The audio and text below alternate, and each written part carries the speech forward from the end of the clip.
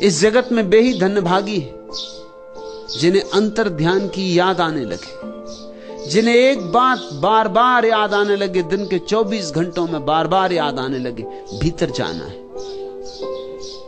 और जो जब मौका मिल जाए तब भीतर सरक जाएं। एक ज़ैन फकीर को निमंत्रित किया था कुछ मित्रों ने भोजन के लिए। 7 मंजिल मकान, जापान की कहानी है। अचानक भूकंप आ गया। जापान में भूकंप बहुत आते भी, भागे लोग,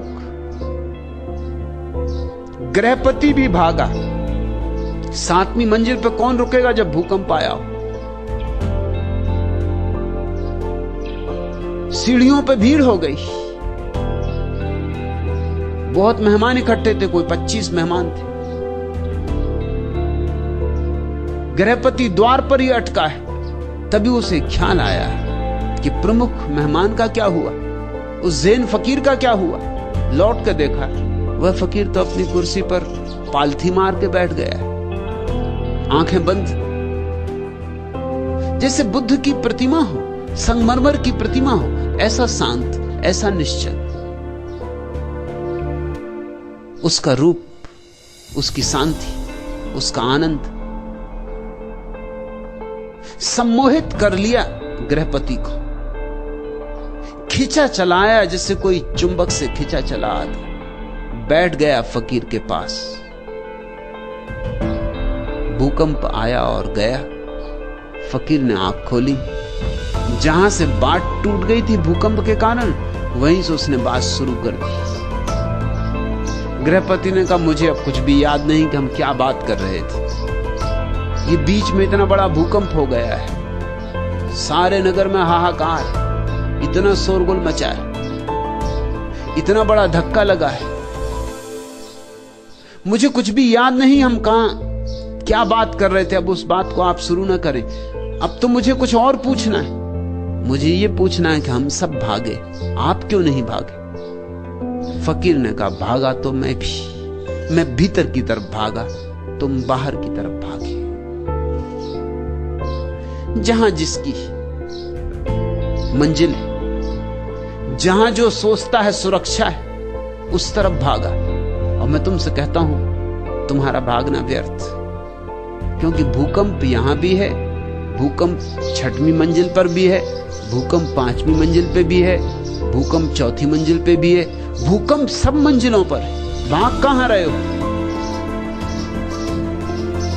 जो 5वीं मंजिल पे हैं वो भी भाग रहे हैं, जो 3री मंजिल पे हैं वो भी भाग रहे हैं।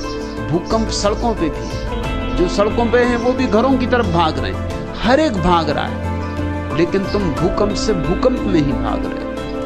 मैं भी भागा, मैं भीतर की तरफ भागा।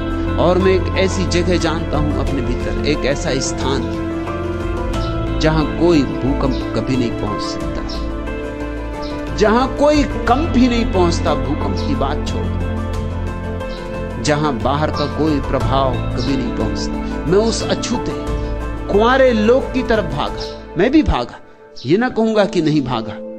तुम्हारी समझ में ना आया हो, क्योंकि तुम एक ही तरह के भागने को पहचानते हो। मैं हाथ पैर से नहीं भागा, मैंने शरीर का उपयोग नहीं किया, क्योंकि इसका उपयोग तो बाहर की तरफ भागना हो तब करना होता है। शरीर तो मैंने शिथिल छोड़ दिया, विश्राम में छोड़ दिया और सरक गया अपने भीतर। वहां बड़ी सुरक्षा है, क्योंकि वहां अमृत है, वहां कोई मृत्यु नहीं। चिंता थी मुझे तो सिर्फ एक,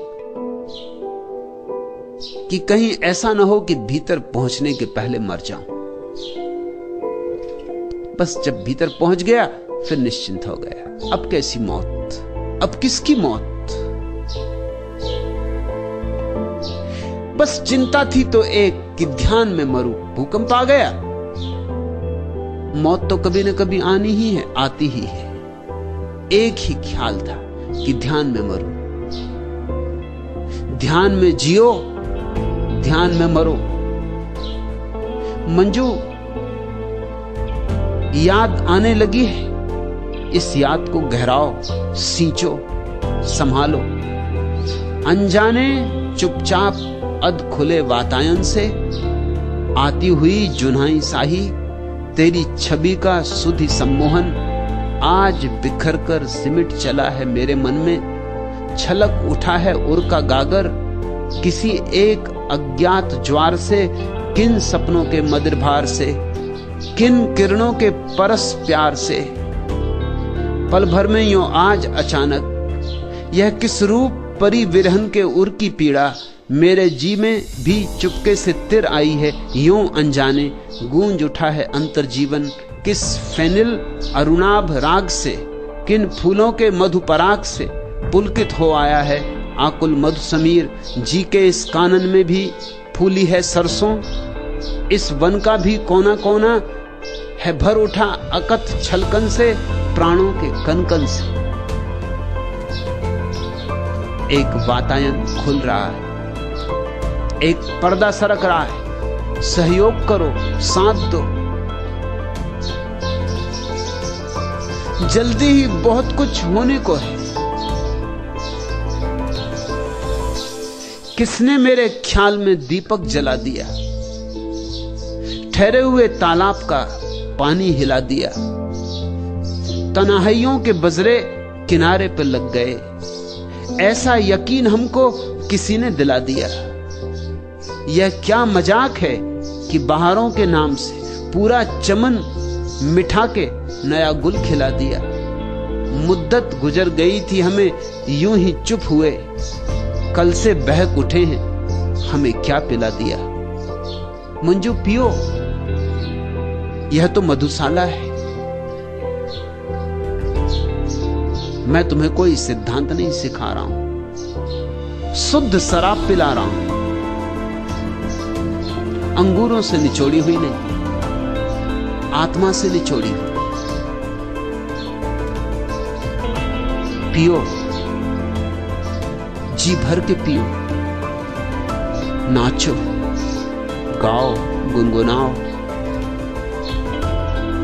और जितने क्षण मिल जाएं, जब मिल जाएं, तब चल पड़ो भीतर की तरफ। भूकंपों की प्रतीक्षा मत करो, क्योंकि भूकंपों में भीतर वही पहुंच पाएगा जो भीतर जाता ही रहा है, जाता ही रहा है, जो रोज आता जाता रहा है। वह ज़ेन फकीर अपने भीतर पहुंच सका क्योंकि रास्ता परिचित था, बहुत बार आया गया था। ये मत सोचना कि मौत जब आएगी तब अचानक ध्यान कर लेंगे, ये नहीं होगा। मौत अचानक आएगी। जीवन भर धन की चिंता की थी, मरते वक्त की धन की ही चिंता तुम्हारे सिर पर सवार रहेगी। अगर पद की आकांक्षा की थी तो मरते वक्त भी पद की ही नशेनी चढ़ते रहोगे कल्पना में। मृत्यु के क्षण में तुम्हारा सारा जीवन संग्रहित होकर तुम्हारे सामने खड़ा हो जाता। तुमने ये बात तो सुनी होगी ना कि जब कोई आदमी नदी में डूब के मरता है तो एक क्षण में सारा जीवन उसके सामने दौड़ जाता। यह बात सभी के संबंध में सच है, नदी में डूब के मरने वालों के संबंध में ही नहीं। मरती घड़ी में तुम्हारा सारा जीवन सिकुड़ के, जैसे हजारों हजारों फूल से एक बूंद इत्र निचोड़ते हैं, ऐसे तुम्हारे सारे जीवन के अनुभव से एक बूंद निचोड़ाती। लेकिन अगर तुम्हारा सारा जीवन दुर्गंध का ही था तो बूंद दुर्गंध की होगी। अगर सारा जीवन सपना ही सपना था तो ये बूंद भी सपना होगी। और अगर जीवन में तुमने कुछ सत्य भी कमाया था, कुछ ध्यान भी कमाया था, कुछ प्रेम भी जगाया था, कुछ बांटा भी था, कुछ लुटाया भी था, छीना झपटा ही न था, कुछ करुणा भी की थी,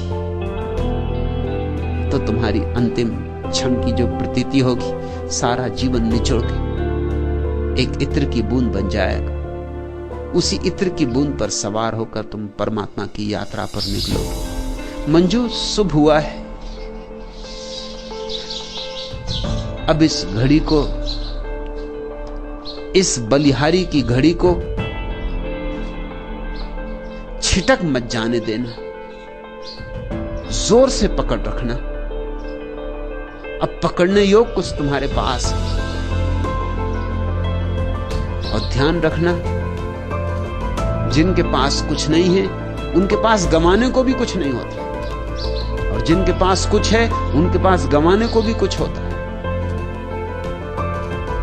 नंगा नहाए तो निचोड़े क्या। जिनको हम साधारण जन कहते हैं, सांसारिक जन, उनको क्या फिक्र, उनके पास गंवाने को कुछ है ही नहीं। हमारे पास एक शब्द है योग भ्रष्ट, उसकी तौल का दूसरा शब्द नहीं है भोग भ्रष्ट। तुमने कभी ऐसा शब्द सुना, भोग भ्रष्ट? भोग भ्रष्ट होते ही नहीं। समतल जमीन पे चलोगे तो कहीं गिरोगे, लेकिन पहाड़ों की ऊंचाइयों पर चढ़ोगे तो गिर सकते हो। योग भ्रष्ट होता है। मंजू, एक घड़ी करीब आ रही सरकती हुई जो बड़ी कीमत की होगी। अंतर्ध्यान की याद आनी शुरू हुई है, जल्दी ही अंतर्ध्यान लगेगा।